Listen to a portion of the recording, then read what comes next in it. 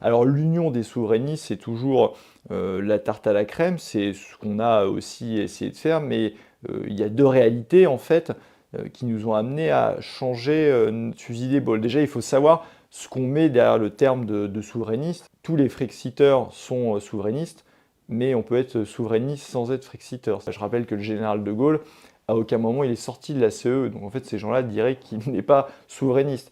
Les souverainistes, c'est le terme de souverainiste, alors c'est un terme québécois, mais c'est un terme qui en France a été popularisé avec des figures qui étaient Philippe Séguin, Philippe de Villiers, Marie-France Garot, Charles Pasqua, Jean-Pierre Chevènement.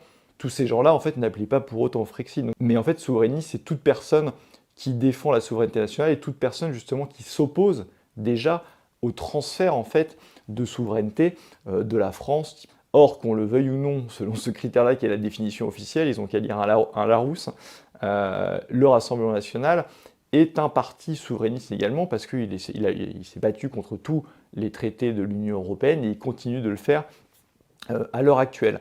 Sauf qu'il y a deux choses. Déjà, l'union des souverainistes hors Rassemblement national, ils en parlent beaucoup, mais en fait, pour connaître les personnalités, alors il y en a qui sont sincères, je pense notamment à Florent Philippot qui a toujours voulu faire l'union des souverainistes, ça c'est vrai, il ne s'est jamais coupé d'autres. Mais en fait, vous savez très bien que Nicolas Dupont-Aignan, ça dépend des fois, et François Asselineau n'en veut jamais. Donc en fait, vous n'aurez jamais cette union des souverainistes. Donc pourquoi en fait vous parlez d'un concept qui n'arrivera jamais? Une stratégie politique qui n'a aucune chance d'aboutir, c'est pas une stratégie.